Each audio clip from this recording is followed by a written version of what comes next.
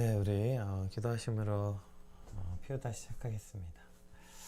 하나님 감사합니다. 오늘도 말씀 앞으로 우리를 불러주시고 주의 말씀으로 하루 시작하게 하시니 감사합니다.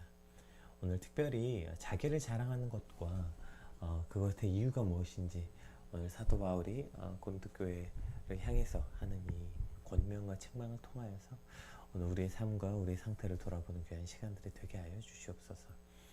오직 주님만 자랑하는 삶, 주님께만 칭찬받는 삶이 되게 하여 주시옵소서. 감사합니다. 예수님의 이름으로 기도드립니다. 아멘. 네, 오늘 우리가 함께 살펴볼 말씀은 고린도 후서 10장 12절에서 18절까지 말씀입니다. 고린도 후서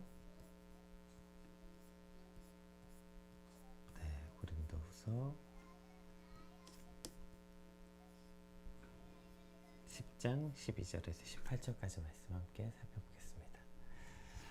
우리는 자기를 칭찬한 어떤 자와 더불어 감히 착하며 비교할 수 없노라. 그러나 그들이 자기로서 자기를 헤아리고 자기로서 자기를 비교하니 지혜가 없도다. 그러나 우리는 분수 이상의 자랑을 하지 않고 오직 하나님이 우리에게 나눠주신 그 범위의 한계에 따라 하노니 곧 너희에게까지 이른 것이라. 우리가 너희에게 미치지 못할 자로서 스스로 지나쳐 나아간 것이 아니요 그리스도의 복음으로서 너희에게까지 이른 것이라. 우리는 남의 수고를 가지고 분수 이상의 자랑을 하는 것이 아니라 오직 너희 믿음이 자랄수록 우리의 규범을 따라 너희 가운데서 더욱 풍성하여지기를 바라노라. 이는 남의 규범으로 이루어 놓은 것으로 자랑하지 아니하고 너희 지역을 넘어 복음을 전하려 함이라. 자랑하는 자는 주 안에서 자랑할지니라. 옳다 인정함을 받은 자는 자기를 칭찬하는 자가 아니요 오직 주께서 칭찬하시는 자니라. 아멘. 네, 이제 고린도 후서 10장부터는 이제 고린도 후서 전반의 내용 중에 후반부에 해당하는 내용이거든요. 그런데 이제 이 후반부가 조금은 특이합니다. 왜냐하면 이 후반부부터 바울의 어조가 앞에 기존의 이제 고린도후서 1장에서 9장과는 다르게 바울 서신 중에서도 가장 강경하고 굉장히 격양되어 있고 바울의 개인적인 감정들이 가장 많이 표현되어 있어요. 그래서 어떤 사람들은 이 후반부 내용이 이거 고린도 후서 말씀 아니다, 이거 다른 서신인데 다른 서신과 지금 이것을 붙여놓은 거다, 이렇게 주장할 만큼 그동안 이전에 바울이 보였던 태도와 어조와는 다른 많은 차이를 보이고 있어요. 근데 이게 다른 서신서라서가 아니라 이제 그동안 이제 1장부터 9장까지는 그 주제가 그 고린도 성도들을 염두에 두고 그동안 바울과 고린도 성도들 간에 있었던 그 오해, 그 관계에 대한 어떤 문제들에 대해서 완전한 화목을 도모하는 것에 초점을 두고 있었다면, 이제 아직 그럼에도 불구하고 그래도 많이 이제 고린도 교회 교인들과 사도 바울이 화목하고 이제 오해가 풀렸음에도 불구하고 그러나 여전히 고린도 교회에는 이 거짓 사도들, 바울의 대적자들이 남아 있었고 그러한 그들에 대한 경고에 초점을 맞추고 있기 때문에, 그래서 이제 1장부터 9장까지는 고린도 교회 성도들과 연합됨에 초점을 두었다면 이제부터 10장부터 후반까지는 여전히 남아 있는 너희 안에 있는 그 거짓 사도들, 그들에게 초점을 맞추고 있어서 이 어조의 차이가 있는 것으로 이해하시고, 특히 이제 후반부 오늘 이제 10장부터 계속 살펴볼 나머지 내용을 살펴보면 이해하기가 조금 쉬우실 것 같아요. 요즘에 그 범죄에 관한 이야기를 할 때 계속 어떠한 내용이 자주 등장하냐면 이 나르시시즘이라는 게 등장해요. 즉 과도한 자기애, 과도하게 자기를 사랑하는 것, 이것을 많은 범죄의 이유로 놓고 있어요. 심지어 아동학대도 이 나르시시즘에 근거하고 데이트 폭력, 여러 이유들. 그래서 요새 그 동반자살 이런 얘기 많이 하는데, 동반자살이라는 말은 오직 한국에만 있는 말이다, 이건 영아 사례로 봐야지 동반자살이 어디냐, 요즘에 이슈가 많이 되고 있죠. 사실 여러 그 범죄의 원인 중에 이 나르시시즘, 과도한 자기 애가 원인이라는 이야기를 굉장히 종종 듣게 돼요. 근데 사실 예전에 범죄의 이유가 가정 불화, 애정 결핍 이런 이유로 사회적 문제를 다룬 시선이 많았는데, 요즘은 오히려 그 반대로 과도하게 자기를 소중하게 여긴 이 극단적 이기주의로서의 어떤 이 사회적 문제, 이 나르시시즘에 관한 이야기를 많이 하게 되는 것 같아요. 근데 잘 살펴보면요, 이 애정 결핍과 나르시시즘이 결국 같은 얘기가 아닌가 싶어요. 왜 나르시시즘에 빠지게 된 걸까요? 결국 이러한 극단적 자기애의 성향은 결국 결핍 때문이거든요. 부모로부터 주위로부터 받아야 되는 사랑을 받지 못해서 결국에 어떻게 해요? 외부로부터, 부모로부터, 다른 사람으로부터, 친구로부터, 연인으로부터, 누군가로부터 사랑을 받지 못했기 때문에 자기가 원하는 만큼의 사랑을 받지 못한 결핍이 결국에 스스로 사랑하는, 이러한 과도한 자기에 빠지게 되는 것이죠. 참 아이러니하게 그 자기를 이렇게 과도하게 사랑하는 게 결국은 사랑받지 못해서라는 씁쓸한 본질을 마주하게 되는 거예요. 오늘 본문은 이 거짓 사도들이 하는 자기 자랑에 관한 이야기를 주로 다루고 있거든요. 근데 이것도 결국 똑같다는 거예요. 마치 사랑받지 못해서 스스로를 사랑하는 것처럼 결국 진짜 칭찬을 받지 못해서 스스로 칭찬하고 있다. 지금 이러한 어떤 논리가 전개되고 있어요. 우리 오늘 본문의 맨 마지막 절, 맨 마지막 절인 그 18절 한번 같이 읽어볼게요. 옳다 인정함을 받은 자는 자기를 칭찬하는 자가 아니요 오직 주께서 칭찬하시는 자니라.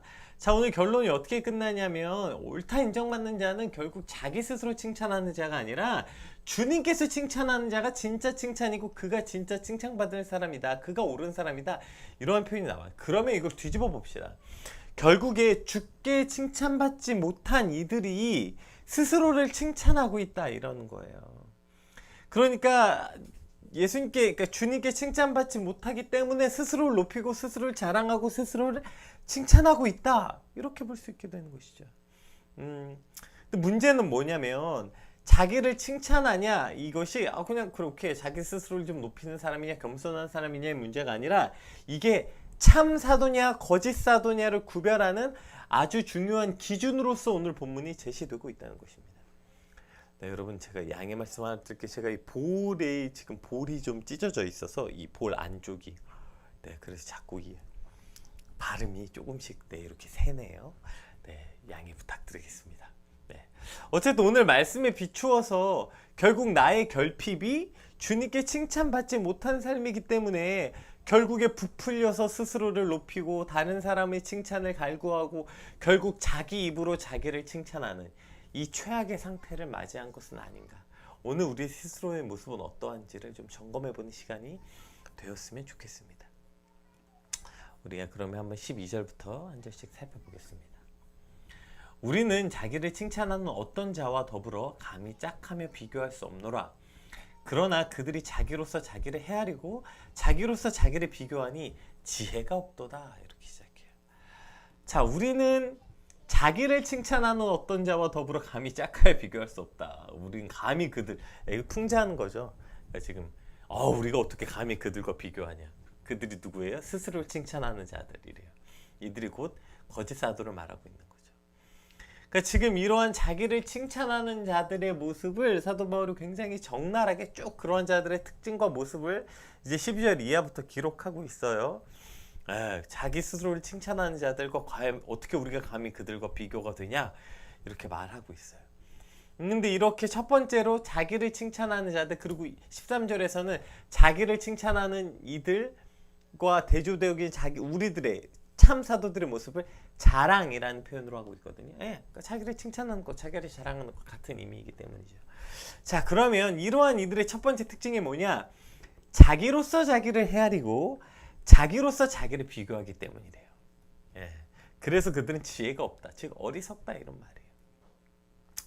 자기로서 자기를 헤아리고 자기와 자기를 비교한다. 이게 무슨 말이에요? 전혀 자기 객관화가 되어 있지 않다는 거예요.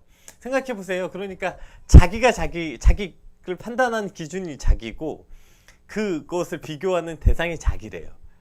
이게 얼마나 어리석은 모습이고 이게 얼마나 바보 같은 모습이겠어요. 자기 모습을 전혀 객관화시킬 수 없어서 그냥 자기가 하는 모든 일의 합리성과 합리화를 시켜서 살아가는 모습이죠. 고린도 전서에 바울은 이미 이러한 비슷한 말을 한 적이 있는데요. 고린도 전서에 보면 이미 자기들 안에 만연해 있는 죄악에 대해서 진짜 막 사도 바울이 엄청 적나라하게 말합니다. 너희가 어찌 그렇게 너희 안에, 특히 이제 음란의 죄, 너희 안에 그렇게 세상에도 없는 음란함이 너희 안에 있는데 어떻게 그것에 대해서 너희가 잘못했다고 아무도 말하는 자가 없냐? 어떻게 그렇게 스스로 아무도 돌아보는 자들이 없냐? 세상보다 너희가 더 악하다. 막 이렇게 적나라하게 말하다가 갑자기 자랑하지 마라. 자랑은 누룩과 같다. 이렇게 말해요. 이게 아니 지금 너희 안에 만연해 있는 죄악들에 대해서 왜 그것을 그대로 방치했냐고 엄청 강경하게 막 얘기하다가 갑자기 다음 절에 자랑하지 말라 이런 얘기 나와요. 왜 그래요?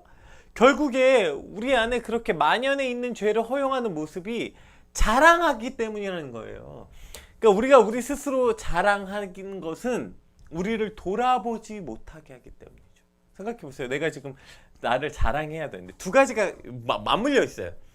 자랑하느라고 스스로를 돌아보지 못하기도 하고요.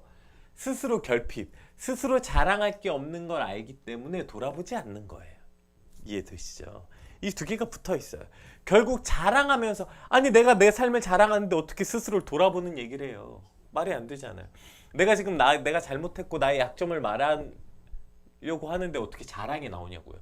내 스스로를 돌아보고 내 약점을 뼈저리게 아는 사람이 어떻게 자랑을 해요? 자랑을 못하죠.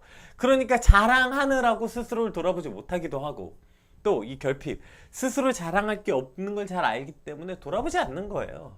그러니까 그냥 자랑, 자기 기만에 빠져서 그냥 자랑하고 있는 거죠. 자, 오늘 본문도 마찬가지예요. 결국에 예수님께 칭찬받지 못하는 이들이 결국 스스로를 칭찬하는데 그들의 첫 번째 특징이 뭐냐면 자기 기만에 빠져 있다고요. 자기가 자기를 헤아리고 자기가 자기 기준이 되는 거예요. 그런 사람은 당연히 지혜가 없죠. 어리석은 거죠. 그러니까 전혀 자기 객관화가 돼 있지 않아서 그저 자기 자랑에만 빠져 있을 수밖에 없는 이유가 뭐예요? 자기가 자기를 헤아리고 자기로서 자기를 비교하기 때문이라는 거예요. 이게 참 안타까워요. 아까 제가 나르시시즘 말한 것처럼 다른 사람에게 사랑받지 못하기 때문에 자기가 자기를 사랑하는 것처럼 다른 사람에게 칭찬받고 인정받지 못한 사람들을 오래도록 보면 어렸을 때부터 그게 부모로서부터 주변으로서부터 칭찬받거나 그렇게 인정받지 못한 사람들을 보면 굉장한 이상한 논리로 자기를 칭찬하는 걸 보게 돼요. 어떤 자기만의 세상에 갇혀버린 것들을 보게 돼요. 왜냐하면 하도 패배의식에 사로잡히다 보면 결국엔 어떻게 돼? 반작용으로서 자기만의 세상에 빠져 있어요. 다 그렇지 않아. 그런 거에 비하면 난 낫지. 이상한 기준이 있어요. 그러니까 우리가 누군가를 칭찬하거나 그러려면 자기보다 나은 사람이거나 훌륭하거나 좋은 인격을 가졌거나 어떤 사람들을 향해서 상향지향적으로 살아가게 되는데 그런데 이렇게 늘 인정받지 못하고 칭찬받지 못해서 자기가 자기 기준인 사람들을 바라보면 늘 자기보다 한참 못한 어떤 사람들을 바라보면서 자기가 그들보다 낫다. 그러니까 스스로를 칭찬하는 이상한 모습을 보게 돼요.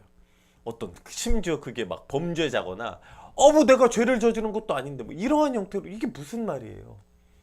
왜 그러한 사람으로서 자기를 비교하게 되냐고. 이게 자기가 자기를 헤아리지 못하고 자기로서 자기를 비교하다 보니까 이러한 어리석음에 빠지게 된다고요. 여러분 이게 얼마나 어리석은 일입니까? 왜 지혜가 없는 자들과 같이 살아갑니까? 왜 자기를 스스로 높이고 자기를 자랑하고 자기를 칭찬하냐면 저러한 모습, 전혀 자기 객관화가 돼 있지 않기 때문에 스스로를 칭찬하고 맨날 그러니 우리끼리 앉아가지고 우리가 대단하다, 우리가 어쩐다. 제가 얼마 전에 아까 얘기했던 이 고린도전서 2호 말씀으로 주일날 설교하면서도 나누었는데 이렇기 때문에 맨날 교회가 여기에 자가당착에 빠져 있는 거 아니에요. 오히려 온 세상의 교회를 걱정하는데 야 교회 저러다 되나? 저러다 교회 망하는 거 아니야? 온 세상의 교회를 걱정하는데 교회는 맨날 우리끼리 모여서 자기 자랑이나 맨날 하고 교회 때문에 이 나라 이 민족이 잘 먹고 잘 살게 되었다는 둥 교회가 선교사님을 통해서 뭐가 어떻게 저떻게 되었다는 둥 아니 그게 나랑 무슨 상관이에요? 이따 뒤에도 나와요. 그게 무슨 상관이에요? 당신이 한 거예요? 지금 교회가 한 일입니까 그게? 아니 지금 우리가 한 일도 아닌데 이미요 100년 전에 선교사님들이 100몇십 년 전에 한 일들을 왜 지금 교회가 자랑하고 앉아있냐고요. 그거 자랑하고 있느라고 지금 뼈저리게 스스로 돌아보고 뼈를 깎는 고통으로 갱신해내야 되는 교회가 그저 자기 자랑에 빠져있다고요. 자기로서 자기를 헤아리고 자기가 자기를 비교하다 보니 지혜가 없는 거죠. 교회만 그렇습니까? 오늘 우리의 모습은 어떠하냐고요. 오늘 우리도 그렇게 빠져 있는 거 아니에요. 우리가 우리의 기준으로서 그저 내 기준으로서 나를 판단하고 내 기준으로서 그렇게 나에겐 관대하고 세상 다른 사람에겐 그렇게 칼 같은 그러한 기준, 자기가 자기로서 헤아리고 자기로서 자기를 비교하는 그 어리석은 모습 때문에 결국 우리가 우리 스스로를 높이고 자랑하고 칭찬하고 있다. 이것이 사도 바울의 첫 번째 자기 자랑에 빠진 이들의 특징이라는 것입니다. 여러분, 이러한 말도 안 되는 무적의 논리 빠져 있지 말고 자기를 객관화시켜서 볼 수 있는 누군, 정말 세상과 나 사이에 내가 정말 그러한 사람인가? 내가 되고 싶은 사람 말고, 나보다 한참 못한 사람들 자꾸 그런 범죄자들이랑 자기 비교하지 말고 진짜 내가 어떠한 사람인지 객관적인 눈을 가지고 돌아볼 필요가 있다는 것입니다. 우리 13절 한번 살펴볼게요. 그러나 우리는 이제 사도 바울과 사도들을 말해 참사도 분수 이상의 자랑을 하지 않고 오직 하나님이 우리에게 나눠주신 그 범위와 한계를 따라 하노니 곧 너희에게까지 이른 것이라. 앞에 우리가 자랑하지 않는 건 이제 12절에서 이미 얘기했으니까 뒤에 이 범위와 한계를 따라 한다, 이것에 대해서 한번 살펴봅시다. 그러니까 지금 이 두 번째 특징은 자가당착에 빠진 거, 그러니까 전혀 객관화가 돼 있지 않는 거. 두 번째가 뭐예요? 범위와 한계가 없어요. 당연하죠. 왜냐하면 이 무적의 논리를 가지고 있잖아요. 이미 객관성을 잃어버렸어요, 자기 스스로. 그러니까 자기에게 주어지지 않은 분량과 한계를 인정하지 못하는 거야. 그래서 마치 천하무적과 같은 모습을 하고 있는 거죠. 우리는 모두 각자에게 맡겨진 분량과 한계가 있어요. 그래서 그것이 맡겨진 고유의 권한이라고 해요. 그래서 사도 바울도 사도 바울의 고유의 권한이 있었어요. 그는 이방인의 사도로서 부르심을 받았어요.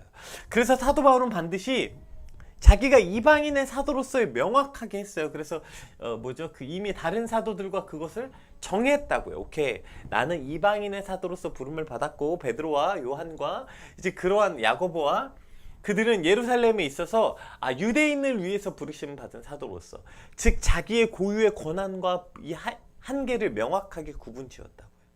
그래서 그렇게 자신은 개척자로서 기존 교회와는 무관한 사역을 했다고 스스로 사도 바울이 밝히고 있는 거죠. 그렇게 이방인의 교회가 자신의 고유의 영역임을 주장했어요.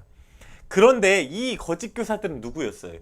팔레스타인 지방에서부터 온, 결국 거기서도 인정받지 못해서 남의 분량과 고유의 영역으로 넘어온 이들이라는 거죠. 결국 사도 바울은 자기가 자기의 분량 안에서 최선을 다했다, 이걸 말하는 거예요.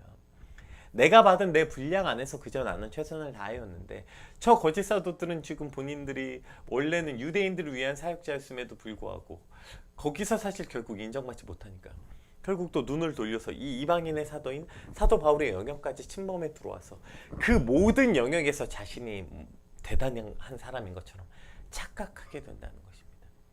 특히 저 같은 목사들이 빠지기 참 쉬운 것 같아요. 목사는 뭡니까? 그 말씀 연구하고 어떤 신학적 기본적 지식과 토대 안에서 살아가는 사람 아니에요. 그러다 보니까 사실 물론 이제 많은 신앙과 관련되지 않은 일들이 없다 보니까 많은 영역을 상담하다 보면 마치 무슨 자기가 전지전능한 사람인 양, 모든 영역에 대해서 답을 갖고 있는 양 착각하는 경우가 많아요. 모르면 모른다고 말해야죠. 내 영역이 아니면 아니라고 말해야죠. 근데 무슨 모든 영역에서 자기가 대단한 답을 갖고 있는 사람이냐? 착각하며 말하는 것, 이것이 자기 칭찬이라고요. 자기 스스로를 높이는 일이라고요. 한계를 명확하게 알아야죠. 이것이 내 한계입니다. 죄송합니다. 이건 제 영역이 아닙니다. 죄송합니다. 제가 거기까지는 못합니다. 저는 거기에 잘 알지 못합니다. 저도 공부하고 말씀드리겠습니다. 자기 스스로를 돌아볼 줄 아는 것, 그것이 스스로의 한계를 명확하게 아는 것인데 인정하기 싫거든요. 모른다는 것. 그러니까 한계도 모르고 영역도 모르고 그냥 여기저기서 그냥 온갖 영역에서 그냥 다 손뻗쳐서 자기가 모든 답을 가지고 있느냐 착각하고 살아가고 있다는 것. 이것이 결국 스스로 칭찬하는 이들의 두 번째 특징. 첫 번째가 전혀 자기 객관화가 안 돼 있어서 자기가 자기의 기준이고 자기가 자기의 생각대로 하고 있는, 자기가 자기 스스로를 헤아리는 어리석음. 이 두 번째가 범위와 한계를 모르는 이 어리석음에 빠져 있다는 것이죠. 우리 세 번째도 한번 볼까요?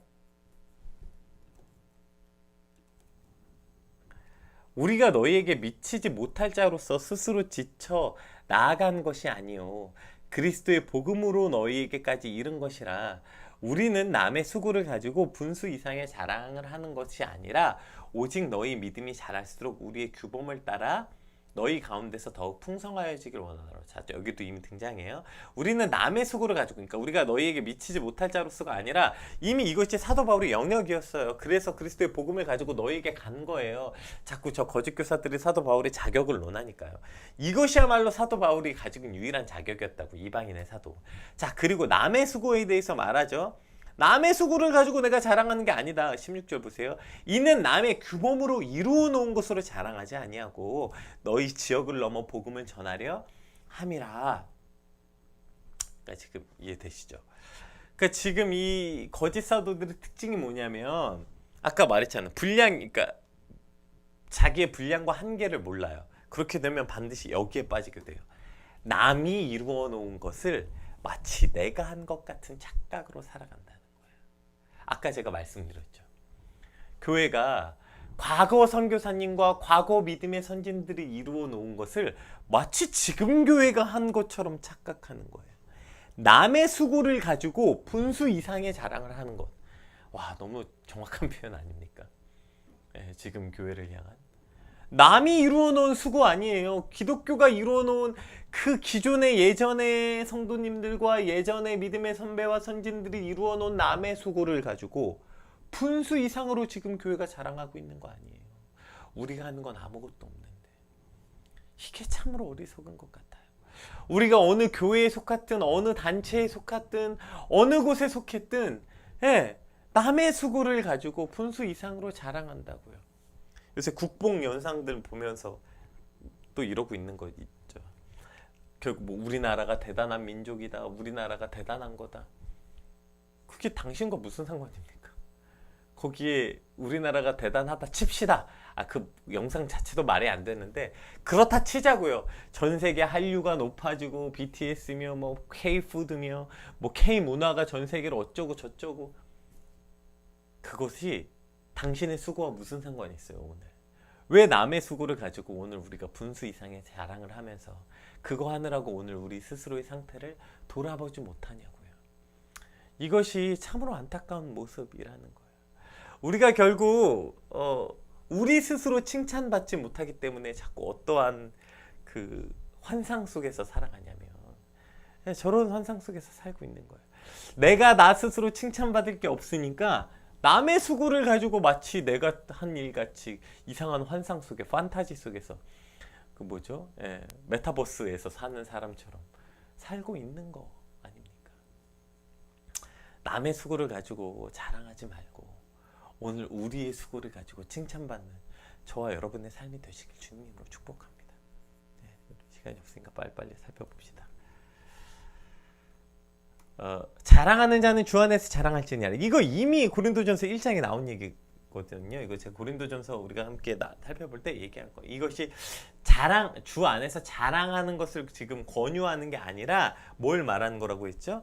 주님만 자랑해라 이런 거라고. 이게 자랑한 자는 그 뭐 주 안에서 자랑해라 이것이 자랑을 열심히 해라 이런 말이 아니라 이것이 그 뭐죠? 그 예레미야에서 말씀 인용한 건데, 그러니까 결국에 이것이 자랑할 것은 우리에게 없고 오직 예수님만 자랑해라 이런 거죠. 근데 결국에는 장기 자랑하는 이들 결국에 자랑할 게 스스로밖에 없다고 착각하기 때문에 전환 자랑을 하고 있다. 이거 이미 고린도전서 1장에 살펴본 거니까 일단 넘어가고요. 그래서 결론이 이렇게 되는 것입니다. 18절 아까 처음에 읽었죠? 옳다 인정함을 받는 자는 자기를 칭찬하는 자가 아니요 오직 주께서 칭찬하는 자. 옳다 인정받는 자는 두 가지예요. 잘 보세요. 주님만 높이는 자 그리고 오직 그러한 자가 주님께 칭찬받는 자라는 것입니다. 이것이 오늘 우리가 바라봐야 되는 꿈꿔야 되는 지점인 것이에요. 스스로를 높이느라 주님을 칭찬하지 못하고 주님을 자랑하지 못하고 또 우리가 칭찬받는 게 오직 주님께 칭찬받지 못한 자라서 저러한 자기 스스로 칭찬, 셀프 칭찬 저것도 사실 어떻게 보면 뭐죠? 나르시시즘 아닙니까? 결국에 주님으로부터 칭찬받지 못해서 스스로 칭찬하는 어리석음에 빠지지 않는 오늘 저와 여러분의 삶이 되시길 주님으로 축복합니다. 오늘 말씀을 통해서 내 모습 같지 않나요? 어떠세요? 우리는 지금 무엇을 칭찬하고 살고 있습니까? 남에게 칭찬받지 못해서 자꾸 스스로 자기 입으로 자기를 칭찬하는 손발이 없어지는, 정말 자다가 생각하면 이불킥하는, 그럼에도 불구하고 이 망할 입술이 자꾸 스스로를 높이는, 집에 와서 후회할 게 뻔한데, 저희가 그 1333이라고 인성훈련 하는데 거기 진짜 거의 빠지지 않고 등장하는 것 같아요. 이 회개는 오늘 1333이 이제 내가 오늘 그 중에 이제 회개할 것들 적는 게 있거든요. 스스로 돌아보는 시간. 거기에 늘 빠져요. 아, 결국에 내 입으로 나를 높이는 이 부끄러운 순간들을 결국에 해냈구나. 결국 그 순간을 맞이하고 맞구나. 그래서 집에 와서 생각해보면 얼마나 부끄럽고 창피한지 몰라요. 칭찬은 주님께 받는 것입니다. 아멘. 칭찬은 내 입으로 하는 게 아니에요. 오히려 그것은 너무나도 부끄러운, 오늘 그래도 사도 바울이 지혜가 없다 이렇게 표현했어요. 스스로 칭찬하는 자는 지혜가 없다. 지혜가 없는 게 아니라 어리석고 진짜 바보 멍청이 같은 짓, 스스로 너무나도 부끄러운 일이라는 걸 꼭 반드시 깨달아서 칭찬은 오직 주님께 받으며 또 주님만 칭찬하고 자랑하는, 스스로 자랑하는 게 아니라 자랑은 오직 예수님만 자랑하는 오늘 저와 여러분의 삶이 되게 해달라고 우리 받은 말씀 붙잡고 함께 같이 기도하겠습니다. 기도합시다.